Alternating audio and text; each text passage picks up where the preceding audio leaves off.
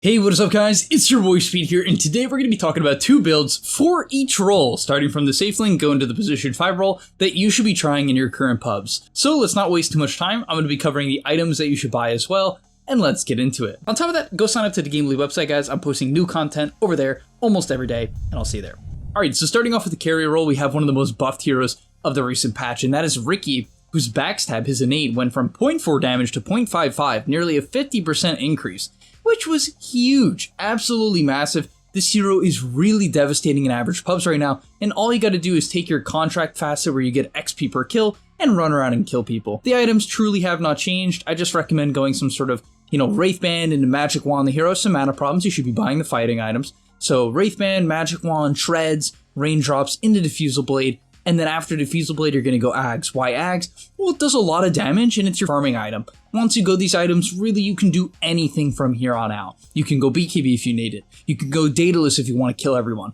Is everyone buying a Force Staff to counter you? Go Nullifier. There's a lot of options from here on out, so I'll leave it up to you guys. Alright, the second carry build that I recommend is Carry Dragonite. Carry Dragonite is something that I think if you haven't given it a shot, you really should, because if you're a carry player, it's going to feel good. It's one of those carry heroes where when I play it, and I'm not a carry player, I like playing carry, but I'm not a carry player, but when I play, I'm like, this feels good. It's clean. Why is it clean? Well, mainly it comes down to the fact that you have 60% cleave, and that gets amped by 50% when you use your ultimate, right? And then so what you do is you buy this armlet, which is the highest damage item in the game, but only a very select few heroes can buy it. Dragonite happens to be one of them. And then you farm faster than most heroes in the game. I mean, Dragonite is a hero where when I see him on my team or the enemy team, if he has even remote space, he gets to farm Ancients in the early to mid game. I expect this guy to be level 16 when everyone else is level 13. If the enemy carry is some sort of Slark and the Slark isn't popping off, the Slark will fall behind by 3 to 4 levels. And so what is the build that you go? I recommend buying Double Bracer. Personally, I just think it's really powerful to get giga tanky, and that's what's kind of fun. You go Double Bracer, you can buy Magic Wand if it's good for the lane, into Treads, all of a sudden you have a billion health and a ton of damage. You're really strong due to all this regen. And then from there, you're gonna buy Armlet into Blink. Some people, if they wanna go Hyper Carry, and I do recommend this, go Armlet into Sanjin Yasha, then they go Blink or they go BKB. From there, there's a lot of options. A lot of people will buy Bloodthorn and they go for solo kill potential with their Blink Dagger, or you can just go something like Daedalus and right-click people to death. As the game progresses, work into a Satanic because it has a lot of synergy with Sanjin Yasha. Alright, moving into mid laners, first off we have Viper. I actually really believe in Viper as a mid more than the other roles, and the reason why I believe in Viper as a mid is I think the hero in the early levels can get punished really hard. However, I think one of the best strategies in pubs right now is late picking Viper. Yeah, it's a little ratty, but ever since they gave the hero the innate Predator where you deal damage if people are low, it's honestly a devastating mid in 1v1s. If you have to fight this guy to the death, you're going to lose 9 out of 10 times because the lower you get, the harder he hits, and he hits like 15, 20 extra damage when you get towards like a third health, which is so much in the early laning stage. It's like almost 50% of his damage. And on top of that, they've buffed a lot of his abilities. For instance, his Q can have up to 6 stacks now. That's just flat. And so personally, I'm a major Viper lover right now. I think the hero is best as a mid. What build do I recommend? Don't go Boots of Travel. A lot of people do this meme. I think it's absolutely terrible. Go double Wraith Band, go Bottle, just because you actually do need the sustain. Some people will think you don't, you really do. Bottle into double Wraith Bands, into Treads. Of course, if it's a good wand game, then you pick up a wand. It's a lot of small items, but trust me, it pays off. From there, you go Dragonlance. After Dragonlance, you can go Hurricane Pike. After Hurricane Pike, you can go Manta Style, and I would recommend at level 10 taking the corrosive damage on the skin. The other one is really good too, but I'm a big fan of this one because Manta plus the corrosive skin damage can one-shot waves. Alright, next up is Necrophos, who received a very substantial buff in the recent patch. And as a result, I want to talk about one of his meta builds, because this hero has a 53% win rate right now. It's one of the highest win rate heroes in the game, and I'm even considering playing it mid in my pubs when I have the chance. What do I recommend going? Well, I think Dagon, frankly, is one of the best items in the game right now for heroes that can actually use it, for heroes that it feels good on. Why? It's because it got buffed in its stats, it got buffed in its spell lifesteal, it one-shots creeps, and so you can actually use it to farm large camps. Funny enough, I see Quaps doing this. And it's good on a hero like Necro that really isn't the best at farming these camps, quickly that is. And then from there, it's just Dagon Necro, but let me tell you what I think you should do. Don't max out the Dagon. I think what the average player does wrong is they hyper-focus on how much damage they can do by one-shotting someone, and it's just not the vibes. It's not good, it's too explosive, and it doesn't scale well enough. I really believe that scaling of the Dagon is one of the biggest mistakes you can make. So go Dagon with Brown Boots. Then after that, I would recommend moving into the Shard. It's going to let you one-shot waves with your second pulse, and then from there, go tanky. Buy a Shroud, buy a Shiva's, and be the frontline tank this hero can be. If it has spell lifesteal, it has magic resist, and it has armor. So yeah, I would recommend going Dagon into Shard, into Shroud, into Shiva's. You can also work in some phase boots, and of course a magic wand should be early on into that as well. That's a no-brainer. Even something like a Bracer, Null, Wand, Boots, then into Dagon is almost certainly the way to go. All right, moving into the off lane, I just wanted to cover this one quickly. It's very simple. I mean, I've even covered it on the channel, but if you haven't done it yet, go Bloodstone Sand King Rush. It feels nasty good. Like, it is one of the most fun builds to go in the current patch. Why? You farm so fast. You kill people so fast. You can take stacks. This hero has severe mana problems, completely solved by Bloodstone. Sand King's problems as a hero are all solved by Bloodstone. All you have to do after you pick up this item is go tank. And you're going to be like, wow, this shit is fun. Let me tell you, going Bloodstone into Eternal Shroud, into Shiva's, you don't even have to buy a blink. It's like so much fun. You do a ton of damage and you're nasty tanky. And for our second hero, we actually have another Bloodstone hero, but I recommend kind of going a different version of the Seeing Red version of Bristleback. Now, what is Seeing Red Bristleback? It's something that was added recently as new facet, and it gives them the ability to have Warpath scaling in terms of damage and not attack speed. And shoot quills of his back when he takes damage, which is nice. It's the old Bristleback again. But you also get this active, which is actually really nice for the late game, where if you activate your ultimate, you gotta get good at using it, but if you activate your ultimate, it gives you a 50% increase on the bonus movement speed and bonus damage on your ultimate. And I two-shot in the late game, I two-shot a Ringmaster. It was really crazy. I had max stacks. I just walked up to the guy and two-shot him. I was like, holy shit. But yeah, what is the build? It's just the old Bloodstone build, which is why it's kind of nice. For starting items, I like going Bracer components, Branches, Tangos, Quelling Blade. From there, upgrading to Bracer, I like then buying Mana Boots, and then a second Bracer, and even a Wand if I want to fight. If my lane's going well and I can dive the carry, I'm going double Bracer, Wand, and I'm going nuts.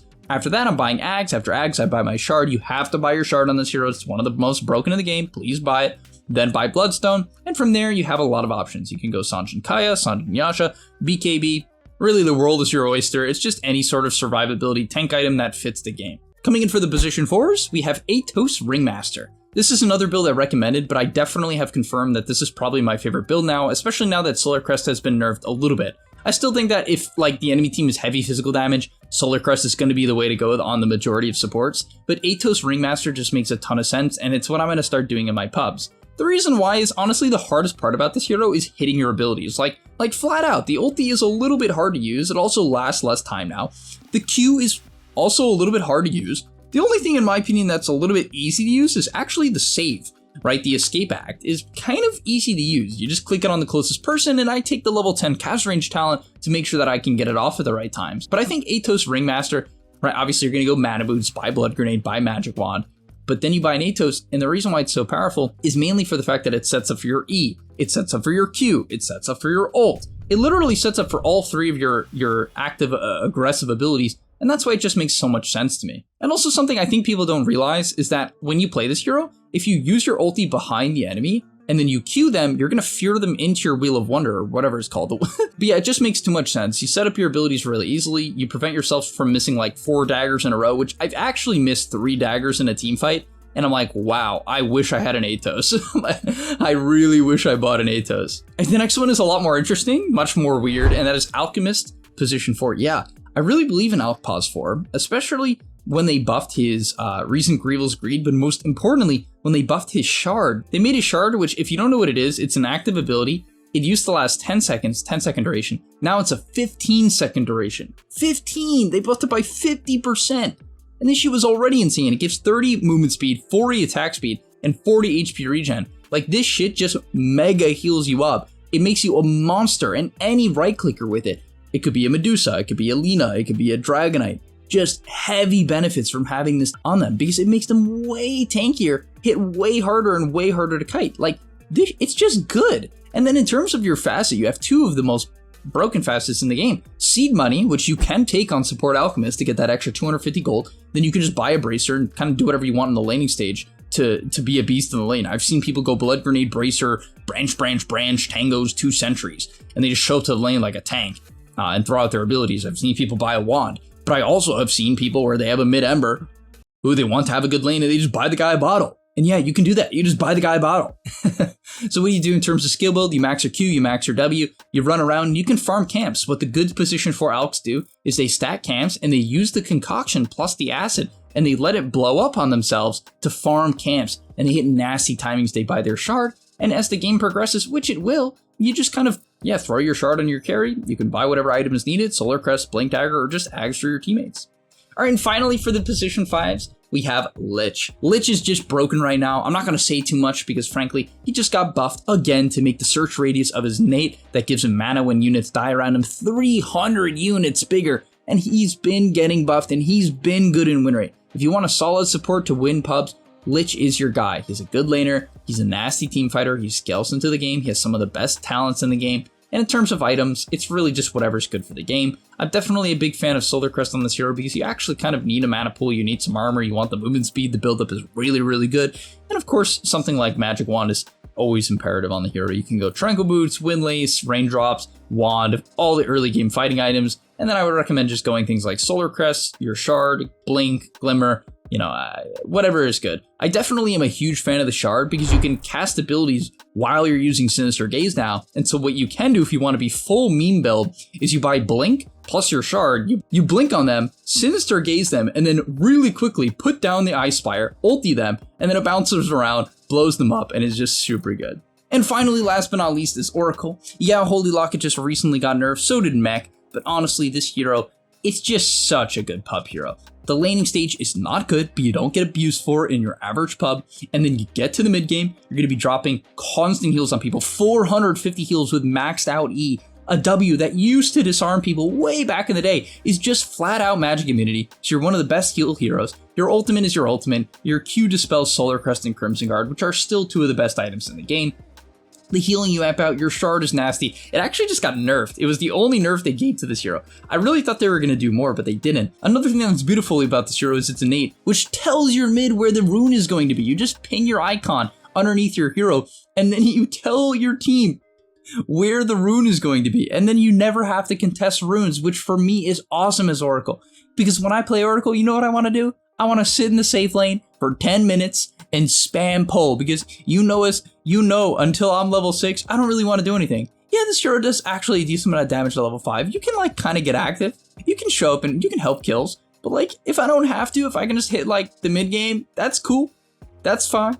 But alright, that's going to be all. I just want to make a short, quick video on 10 builds you could try, 2 for each roles. If you guys have been doing anything interesting in the comment section down below, some new builds that you've been trying, I actually do want to hear. I might make a video just purely out of what you guys are doing. I also am going to make that video where I coach you guys. You probably know what I'm talking about if you've been following the channel. And I'll see you guys in the next one. And that's all. But remember, before you leave, before you tune out, subscribe to the Game Leap website where we are going to help you get to the next rank. If you're stuck, click the link down below.